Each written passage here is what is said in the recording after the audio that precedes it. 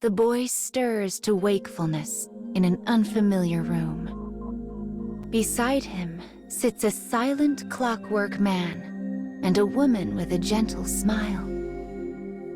The boy had traveled countless unforgiving lands in an attempt to halt the cruel war staged by his own kingdom.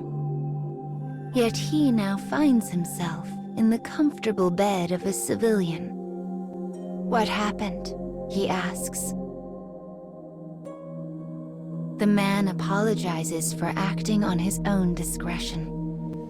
He explains how the woman came to their aid when the boy fell victim to a mighty seizure. As the boy begins to thank his rescuer, he silently curses the inadequacy of his frail and sickly body. But irony rules the day, and he launches into a coughing fit before he can finish speaking. The woman gently lowers the hacking boy back onto the bed. Sleep comes to claim him once more. Perhaps this is because illness has worn him to the bone, or perhaps it is due to the radiant warmth of her hands. As he drifts away, he takes a moment to appreciate the brief moment of respite.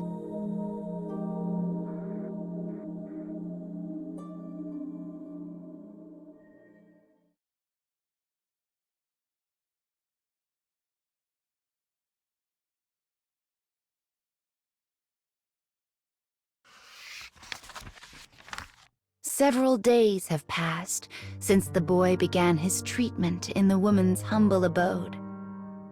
He occasionally hears commotion erupt outside. The townsfolk talk of nothing save the war. The fires of battle spread daily across the land, and they fear their town will soon be set to burn. Eventually, their unease grows so great that a guard is dispatched to keep watch over the boy and man. "I have to form my alliance as quickly as possible," thinks the boy. "I must forge a peace among these warring nations." Despite the boy's conviction, his weakened body fights him at every turn. Instead of helping the people, he finds himself increasingly reliant on their aid. The pain of his fever and cough is soon joined by the endless throb of a guilty conscience. The woman tends him briskly and efficiently.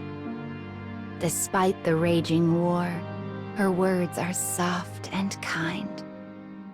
Despite her abject poverty, her food is warm and hearty.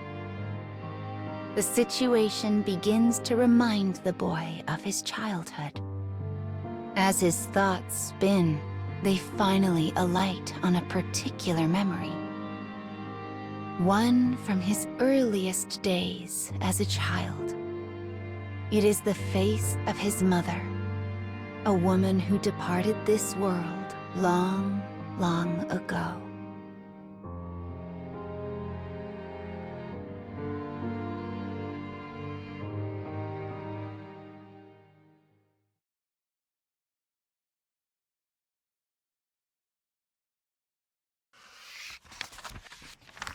Slowly but surely, the boy progresses in his recovery.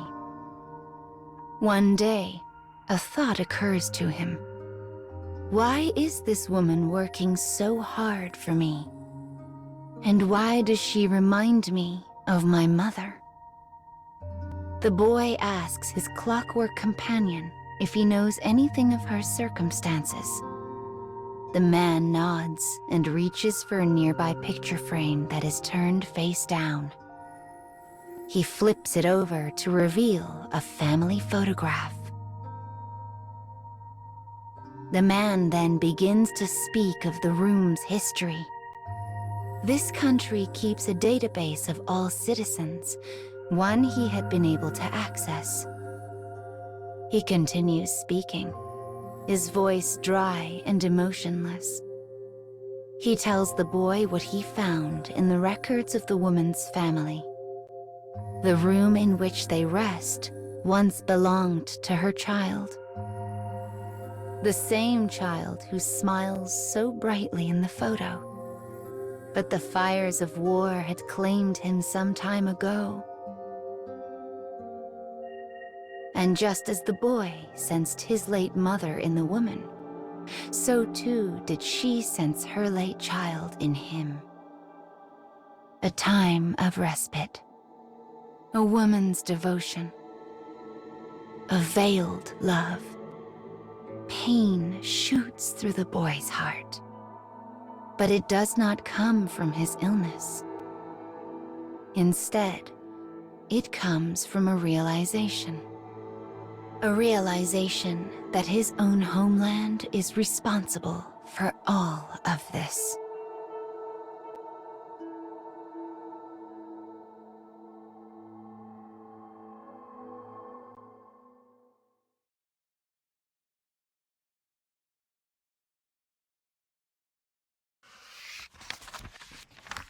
The woman's endless devotion stems from her conflating the boy with her own dead child. A child that was killed by the very war the boy's homeland had started. This truth lay heavily on the boy's heart. Enough, he says to the clockwork man. I can stay here no longer. He dresses himself and uses his staff to rise from the bed. As the man reaches to steady the boy, the distant rumble of cannon fire rings out. It is the sound of lives being lost. The familiar footsteps of tragedy march ever closer. They threaten to engulf the house at any moment. The woman suddenly leaps from her bed and rushes to the pair, begging them not to leave. Let me go, says the boy. I am not your son. I am from the kingdom, and royal blood flows in my veins. Shock breaks out across the woman's face before slowly morphing into hatred. It's your fault, she growls. Your fault.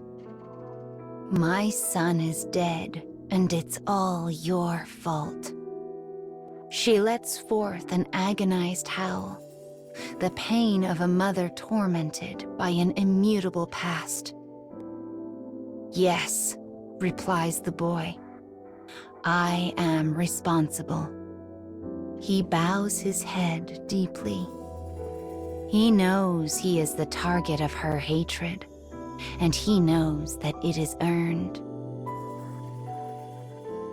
As they abandon the house, the boy's fever spikes, and the pain threatens to blot out his consciousness. But he continues stumbling on. He will protect the woman and her house. He will stop the war. He will bear the burden of hate for as long as he must.